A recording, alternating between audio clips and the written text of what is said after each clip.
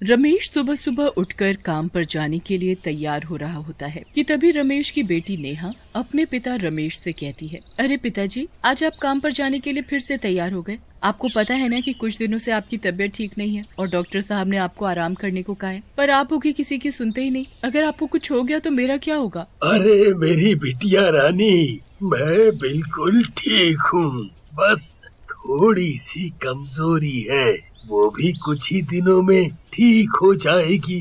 चल अब जल्दी से मेरा खाने का डिब्बा दे, मुझे रेलवे स्टेशन जाने को देरी हो रही है। हाँ, मालूम था मुझे कि आप मेरी एक बात नहीं सुनने वाले। लो पकड़ो खाने का डिब्बा और अपना ध्यान रखना। फिर रमेश रेलवे स्टेशन चला जाता है। रमेश रेलवे स्टेशन पर कुली का काम किया करता था। रमेश का काम बहुत ही मेहनत वाला था। वो दिन भर अपने सर पर कई किलो सामान उठाकर एक प्लेटफॉर्म से दूसरे प्लेटफॉर्म तक ले जाया करता था। रमेश की तबीयत ठीक नहीं होती, इसलिए वो घर जल्दी आ जाता है। नेहा बेटी, आज कुछ खास कमाई नहीं हुई है, तबीयत भी कुछ ठीक नहीं लग रही।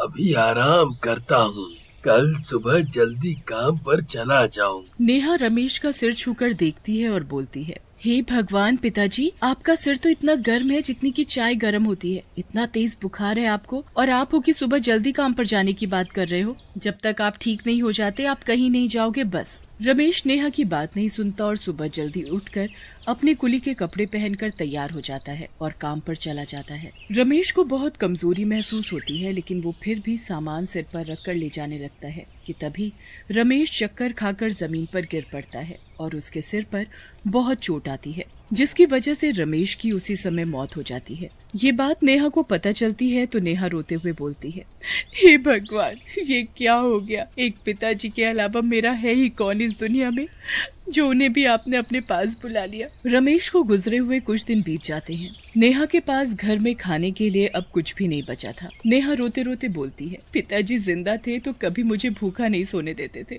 और रोज मेरे लिए कुछ न कुछ खाने को लाया करते थे। नेहा अपने आंसू पोंछती है और बोलती है, ऐसे रोने से कुछ नहीं होगा। 2 दिनों से मैंने कुछ भी नहीं खाया है, अब मुझे भी कुछ न कुछ करना ही होगा। नेहा अपने पिताजी के कुली के कपड़े पहनती है और बोलती है, मैं भी अपने पिताजी की तरह खूब मेहनत करूंगी।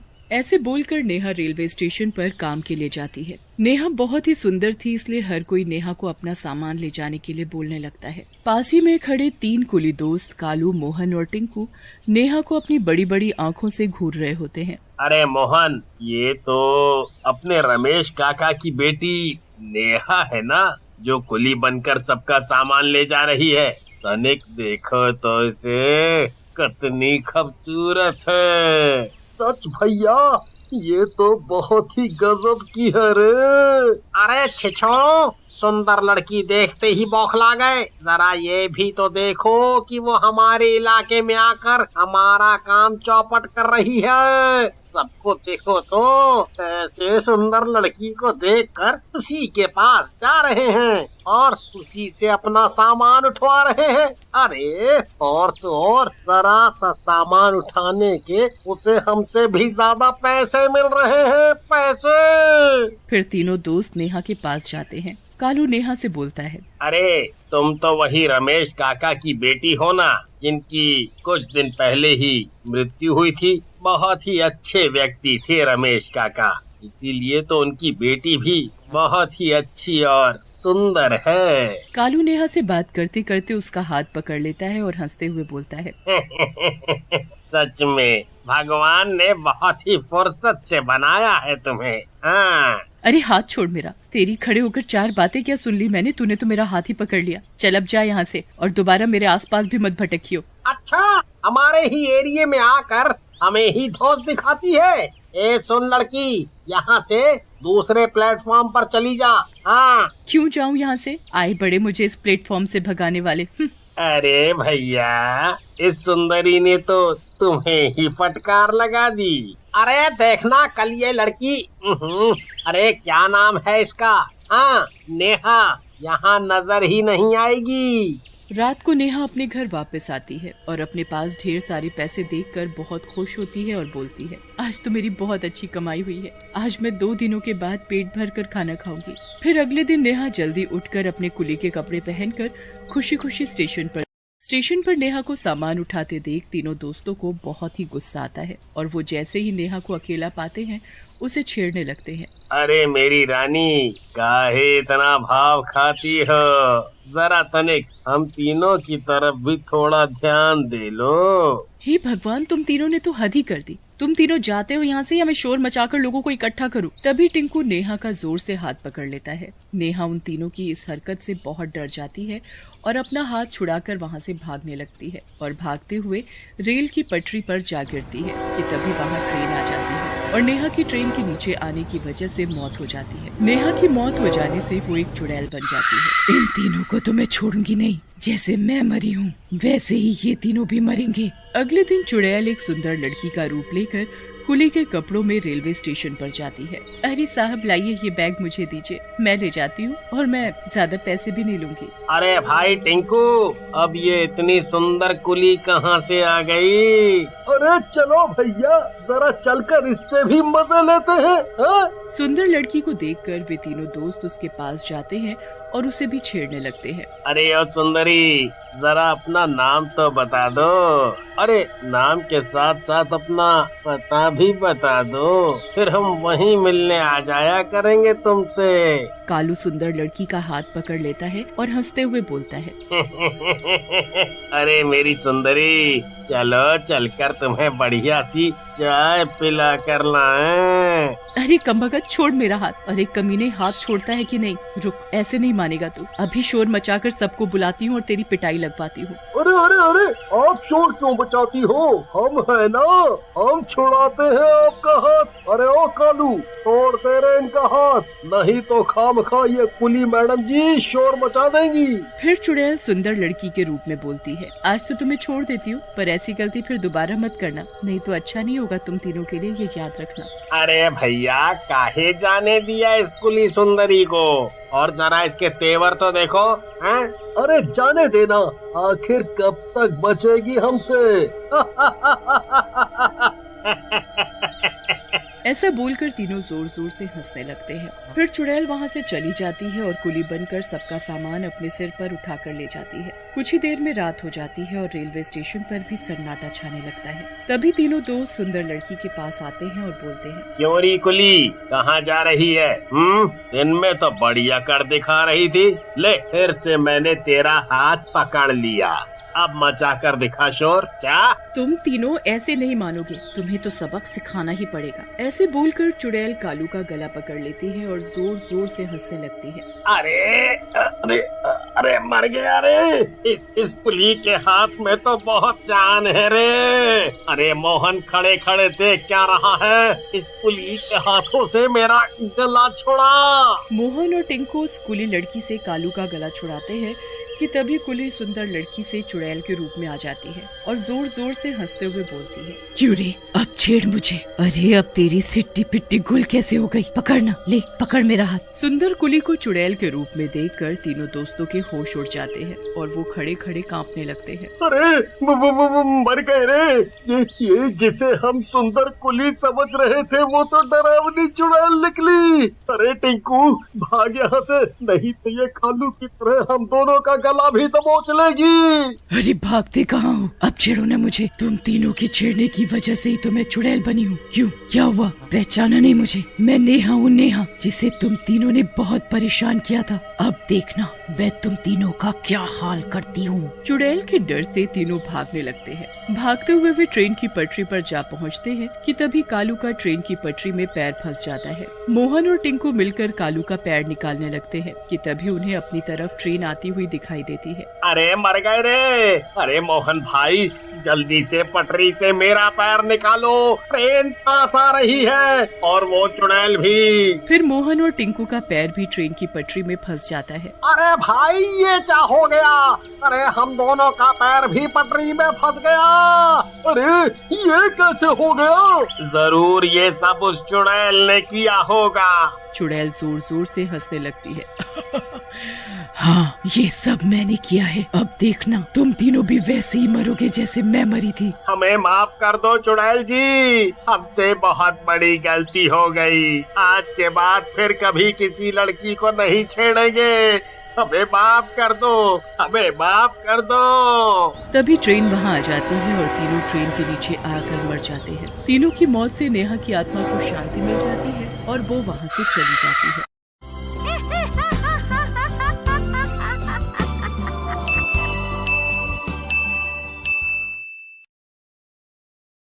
कहा जाता है कोतमा गांव में आज भी उड़ने वाली चुड़ैल का राज है। वहाँ आए दिन चुड़ैल का वास रहता है। पूरे गांव में दहशत रहती है।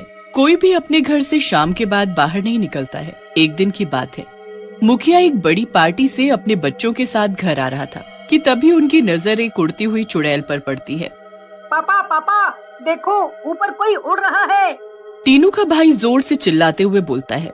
तभी मुखिया की पत्नी की नजर उस चुड़ैल पर पड़ती है और वो कार की खिड़की बंद कर देती है। सुनसान रोड पर गाड़ी धीरे धीरे आगे बढ़ रही थी। तभी अचानक रोड पर कोई लेटा हुआ मिलता है। मुखिया उससे पूछता है, अरे भाई क्या हुआ, गाड़ी क्यों रोक दी है? जल्दी करो यार, बच्चे डर रहे हैं, जल्दी घर जाना है। सर आगे कोई सड़क पर लेटा हुआ है, पता नहीं कौन है। हॉर्न बजाने के बाद भी हिल नहीं रहा। ड्राइवर गाड़ी से उतरकर देखने जाता है। जैसे ही वो उसे देखने जाता है, चुड़ैल हवा में उड़ने लगती है और जोर जोर से हंसने लगती है। उसकी आवाज से बच्चे बहुत डर जाते हैं और चिल्लाने लगते हैं। चुड़ैल की नजर बच्चों के ऊपर पड़ती है। तभी वो पीछे से जाकर गाड़ी को हवा में उड़ा देती है। चुड़ैल जोर से हंसते हुए, मजा आएगा, अब झूला झूलते रहो, मैं चली। इतना कहकर चुड़ैल आगे चली जाती है। दूर जाकर चुड़ैल चुटकी बजाते ही गाड़ी को नीचे गिरा देती है और गाड़ी जल जाती है। चुड़ैल अपने नए शिकार पर निकलती है। उड़ते उड़ते वो थक जाती है और जमीन पर आ जाती है। पर उस चुड़ैल के पैर नहीं थे तो वो जमीन पर चल नहीं सकती थी। उसे दूर से साइकिल पर एक आदमी आते हुए नजर आता है। वो पेड़ के पीछे छुपकर उसका इंतजार करती है। जैसे ही वो उसके पास आता है, धप्पा, देखो देखो मैं आ गई। चलो चलो अब तुम मुझे अपना शरीर दे दो और भगवान को प्यारे हो जाओ। अरे भाई तुम कौन हो और मेरा शरीर क्यों मांग रही हो? तुमको दिखता नहीं है क्या? मैं चुड़ैल हूँ, चुड़ैल, उड़ने वाली चुड़ैल। हाँ भाई जानता हूँ, पर तुम मेरे पीछे क्यों पड़ी हो? मैंने तुम्हारा क्या बिगाड़ा है? बिगाड़ा तो कुछ नहीं है, पर बात ऐसी है कि मैं बहुत थक गई हूँ उड़ते उड़ते। अब मुझे चलना है, तो चलने के लिए पैर तो चाहिए ना। बोलो, अब वो मेरे पास तो है नहीं, तो तुम दे दो बदले में। क्या पैर नहीं है? अरे बाप रे, बदले में क्या? मौत। चलो चलो, अब बहुत मजाक हो गया। चुड़ैल उस आदमी को मार देती है और उसके पैरों को काटकर अपने शरीर में जोड़ लेती है। अब चुड़ैल चलते चलते एक गांव में पहुंचती है। लगता है कोई गांव आ गया है। चलो सही है, यहाँ पेट भर नाश्ता करती हूँ, फिर आगे बढ़ूंगी। पहले यहाँ का मजा तो ले लूं। चुड़ैल गांव में जाती है। उसे बहुत सारे लोग दिखते हैं। तभी चुड़ैल किसी आदमी को रोक कर पूछती है, सुनो जरा, ये क्या हो रहा है? आदमी उसे देखकर हैरान हो जाता है और चिल्लाते हुए बेहोश हो जाता है। चुड़ैल वहाँ से भाग जाती है। भागते भागते चुड़ैल कहती है, अरे एक मिनट, मैं क्यों भाग रही हूँ? मैं तो चुड़ैल हूँ और मैं ही डर रही हूँ, पर ऐसे गांव में जाऊंगी तो लोग मुझे मारेंगे जरूर। एक काम करती हूँ, भेष बदल कर जाती हूँ, मजा भी ले लूंगी और पेट भी भर जाएगा। इतना कहकर चुड़ैल अपना भेष बदल लेती है और सुंदर ओढ़नी और साड़ी पहनकर गांव के बाजार में घुस जाती है। बाजार के लोग उस चुड़ैल को देखने लगते हैं। उसके पैरों की पायल की आवाज छन छन सबके कानों में जाती है। लोग चुड़ैल को मनमोहक होकर देखने लगते हैं। तभी उनमें से एक आदमी चुड़ैल के पास आता है और उससे बोलता है, अरे सुनो, तुम क्या नई आई हो इस गांव में? हाँ, मैं नई आई हूँ। क्या इस गांव में मेरे रहने की जगह है? जगह? अरे पूरा गांव आपका ही समझो। वो तो मुझे पता है, ये गांव मेरा ही है। तुम सब मेरे पेट में जाओगे। क्या कुछ कहा आपने? छोड़ो ये सब, आप मेरी दुकान पर आओ, आज ही खुली है, ताजा मीट मिलता है। क्या ताजा मीट? हाँ हाँ, चलो चलते हैं। उस दुकान से चुड़ैल कुछ खा पी कर आगे बढ़ती है। तभी एक औरत उसे रोक लेती है और कहती है, बहन जी यहाँ आइए, नई नई साड़ियाँ हैं, ले जाइए। नहीं नहीं, साड़ी नहीं, साड़ी मेरी भूख नहीं, तुम अपने आप को दो, मुझे तो बोलो। औरत सोचने लगती है कि ये कैसी बातें कर रही है, निकलो यहाँ से। चुड़ैल को गुस्सा आ जाता है और अपने असली रूप में आ जाती है। तेरी इतनी हिम्मत कि तू मुझे धक्का मारे, रुक तुझे सबक सिखाती हूँ। और वो उस औरत को वहीं मार देती है और फिर से भेस बदल कर आगे निकल जाती है। इधर आज रिया की माँ की तबीयत खराब होने की वजह से रिया अकेले ही स्कूल जा रही होती है। रास्ते में उसे चुड़ैल मिलती है। चुड़ैल रिया से प्यार से पूछती है, सुनो बेटी, तुम अकेली हो क्या? तुम्हारे साथ कोई नहीं है? नहीं, आज मेरी मम्मी की तबीयत खराब है, इसीलिए मैं अकेले स्कूल जा रही हूँ। ओ चलो, मैं तुमको छोड़ देती हूँ। अच्छा एक बात बताओ, जहाँ तुम जा रही हो वहाँ और भी बच्चे हैं क्या? हाँ, मेरा स्कूल है वो, वहाँ तो बहुत सारे बच्चे होंगे ही। चुड़ैल मंद मंद मुस्कुराती है और रिया के साथ जाकर अपनी भूख मिटाने का नया घर ढूंढ लेती है। रिया को छोड़ चुड़ैल स्कूल के अंदर जाने लगी, पर स्कूल गार्ड उसे जाने से मना कर देता है। चुड़ैल चुपचाप बाहर आ जाती है। वो फिर गांव में जाती है और लोगों पर नजर रखती है। रात होते ही सब धीरे धीरे अपने घरों में बंद होना शुरू हो जाते हैं। चुड़ैल उड़ते हुए आती है और बहुत खुश होकर जाती है। आज तो मेरा पेट नहीं कुआं है, सबको खा जाऊंगी। जैसे ही चुड़ैल नीचे नजर मारती है, नीचे कोई भी नहीं होता। चुड़ैल हैरान रह जाती है कि ऐसा कैसे हो सकता है। भूख के मारे चुड़ैल का हाल बेहाल हो रहा था। गुस्से में चुड़ैल अपने मुंह से आग निकालती है और सबकी छत पर आग लग जाती है। सब गांव वाले चिल्लाते हुए बाहर आते हैं। तभी चुड़ैल जोर जोर से हंसते हुए आती है। क्या हुआ दोस्तों, अपने घर को देखकर हैरान रह गए क्या? मैंने करा है ये सब। गुस्से में गांव वाले चुड़ैल पर पत्थर फेंकने लगते हैं। अरे बचाओ मुझे, ये तो आज मुझे मार डालेंगे, रुक जाओ। चुड़ैल को गुस्सा आ जाता है और चारों तरफ जोर से बारिश होने लगती है। अब बोलो, अब रोक कर दिखाओ मुझे। मैं चाहूँ तो तुम सबको एक बार में खा सकती हूँ, पर नहीं खाऊंगी, क्योंकि एक बार में खा लूंगी तो बाकी दिन क्या करूंगी? इतना कहकर चुड़ैल गायब हो जाती है। सभी गांव वाले चुड़ैल का आतंक देखकर डर गए थे। उसी रात मुखिया के घर। अरे ऐसा कब तक चलेगा? कब तक हम लोग अपने घरों में बंद रहेंगे? कभी तो बाहर निकलना पड़ेगा ना। हमारे भी काम है, खेती है, सब कुछ है, हम घर में थोड़ी बंद रहेंगे। मुझे ही इस चुड़ैल का कुछ करना पड़ेगा। मैं सोच रहा हूँ कल पंचायत बैठाएंगे कि चुड़ैल को कैसे भगाना है हमें। नहीं तो ये हमारे सबके घर बर्बाद कर देगी। रात को चुपचाप सब एक अघोरी बाबा के पास जाते हैं। अगली सुबह लखन अपनी पत्नी के साथ खेत में काम करने जाता है। रास्ते में जाते हुए लखन की पत्नी को चुड़ैल दिखती है। लखन की पत्नी चिल्लाती है, अरे वो देखो चुड़ैल, भागो नहीं तो ये हमें मार देगी। चुड़ैल उड़ती हुई लखन के पीछे जाती है। लखन भागने का प्रयास करता है, तभी चुड़ैल उसे उठा लेती है और मार देती है। लखन की पत्नी रोते रोते गांव की तरफ भागने लगती है। चुड़ैल उड़कर उसे भी पकड़ लेती है और मार देती है और हंसते हंसते वापस उड़कर चली जाती है। फिर अगले दिन चुड़ैल उड़ते उड़ते जा रही थी। तभी उसकी नजर एक आदमी पर पड़ती है जो बहुत सारे बच्चों को तांगे में बिठाकर घर ले जा रहा था। चुड़ैल धीरे धीरे उड़ते हुए उसके पास जाती है। मैं आ गई, चलो अब ये बच्चे मुझे दे दो, मुझे भूख लगी है। चुड़ैल तांगे वाले को मारने के लिए आगे बढ़ती है। तभी कुछ बच्चे चुड़ैल के मुंह पर पानी फेंक देते हैं कि इतने में तांगे वाले अपनी गाड़ी आगे बढ़ा लेता है और तेजी से चला जाता है। ये सब अघोरी बाबा देख लेते हैं और मुखिया को कहते हैं, तुम चिंता मत करो बालक, मैं सब देख लूंगा। बस तुम लोग एक बड़ी रस्सी का इंतजाम कर लो, फिर उसको कौन बचाता है मैं भी तो देखूं। इतना कहकर बाबा वहाँ से चले जाते हैं। रात को मुखिया और सब लोग मिलते हैं और बाबा के पास जाते हैं। ये भभूत सबको दे रहा हूँ, सब लोग अपनी छतों पर इस भभूत को लगा देना और अपने घर के चारों ओर इससे गोला बना देना। इससे चुड़ैल घर के पास नहीं आएगी। हर कोई ऐसा ही करता है और बाबा की बात मानकर अपने घरों की चारों ओर भभूत लगा लेते हैं। चुड़ैल जब उड़ती हुई आती है तो घरों के पास नहीं जा पाती। चुड़ैल को गुस्सा आ जाता है और चुड़ैल लोगों को मारने के लिए बहुत कोशिश करती है। अघोरी बाबा एक बड़ी रस्सी में भभूत लगाकर उस चुड़ैल को उसमें बांध देते हैं। फिर चुड़ैल को नीचे खींच लेते हैं। छोड़ो, मुझे जाने दो, छोड़ो, मेरी शक्ति कहाँ जा रही है?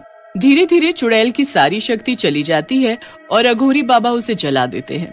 चुड़ैल का साया हमेशा के लिए खत्म हो जाता है।